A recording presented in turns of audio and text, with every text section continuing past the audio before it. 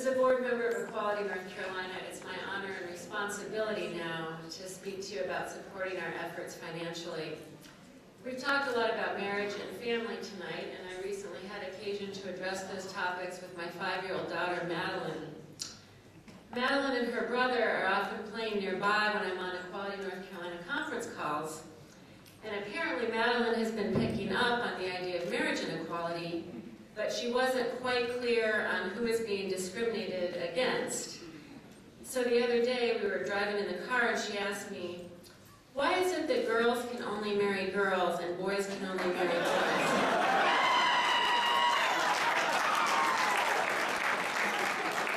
Whoops. So first we had to get it sorted out that it's the other way around and straight people are not an oppressed minority.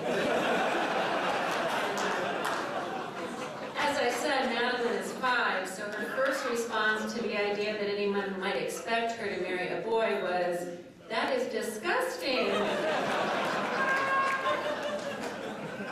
And her next response was, "Mama, why do people get married?" And you know, that's a fair question. Sometimes my husband and I ask each other that same thing when we're sitting around not having sex.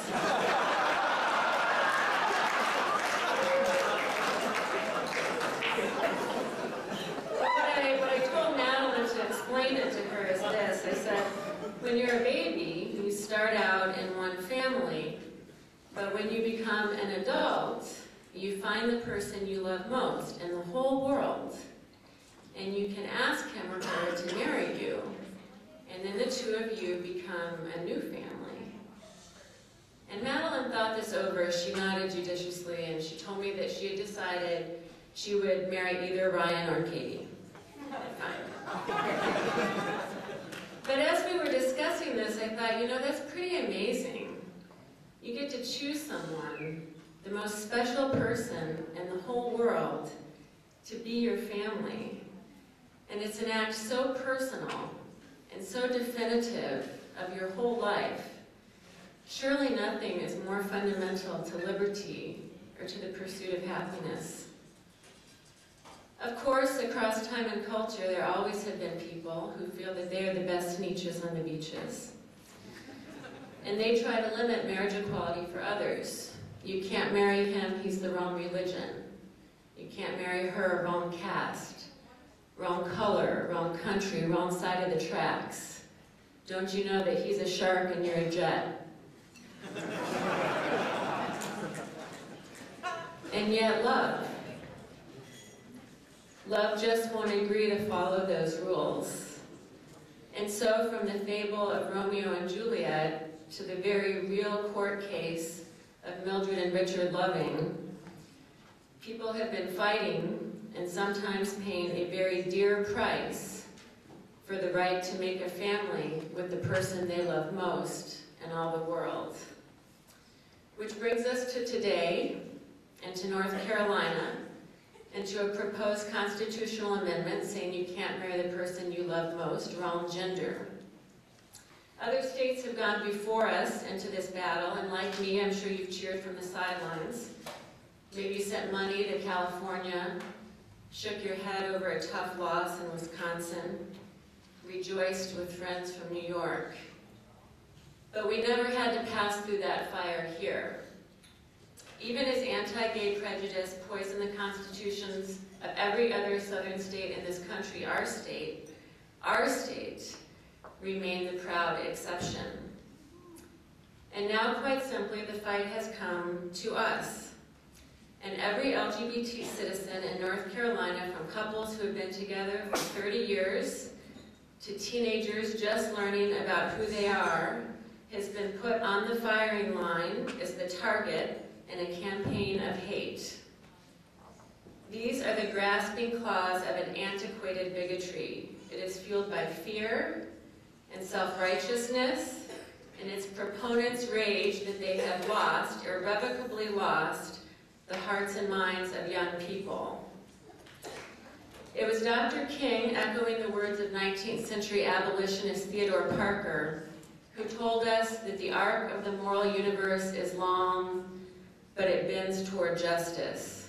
But why? Why is that true? The trend toward justice is a testament to the ability of humanity to overcome its prejudices, and to the people in every generation who fight for the right. The arc doesn't bend by itself. People bend it. Slowly, painfully, sometimes by infinitesimal degrees. And now it's our turn.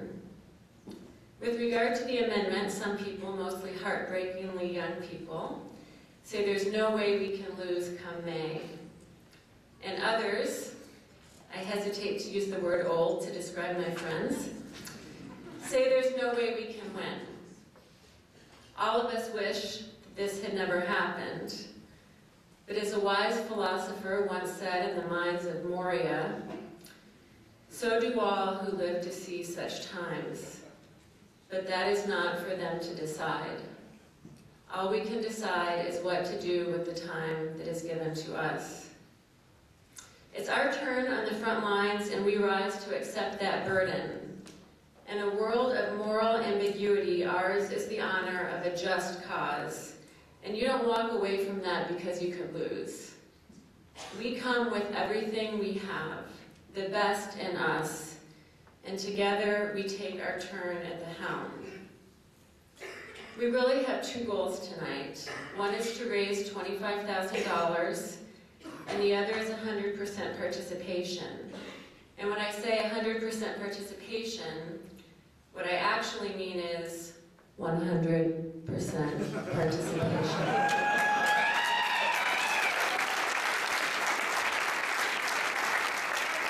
Because what you are doing when you give is saying in a very meaningful way that you are in, and that you are committed to this family and to this great struggle. Some people in this room can give $5,000, and I personally beg them to do so. Others can give $500. I hope that many of you will give $100. Some people here will dig very, very deep to give $50 or $25. It takes all of us, each of us, doing all we can. And so I ask you to make your pledge as big as you can with your whole heart. Don and I are going to come back in a minute to share with you how much we've all raised together. But before we go, I want to introduce you to a member of my family who's been very active with me and working with Equality, raising money, attending meetings, and greeting voters.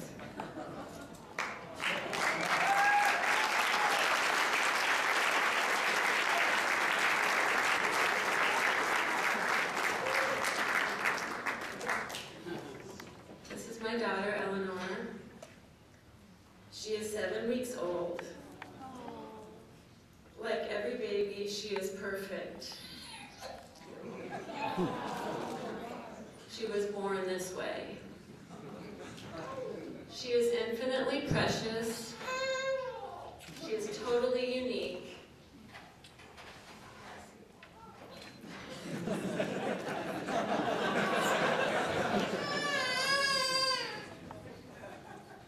Her father and I love her unconditionally. Someday we will find out.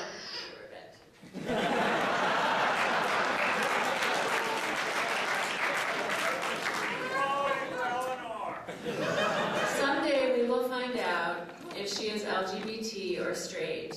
And do you think that we could love her any more or any less?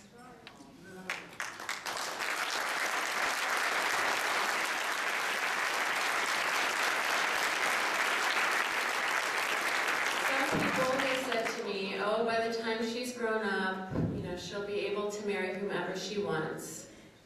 Well, earmuffs on Eleanor, please. That's bullshit. We're not on a path to win equality in 20 years from now. We are moving forward now, and the tide is turning now. We need you to get to 100%. And I ask you now to look on the table. There are pens and pledge forms. The contribution you make is fully tax deductible, and volunteers are circulating. They'll start circulating now to collect those forms. Please remember that justice requires and deserves each of us to do the very best we can do.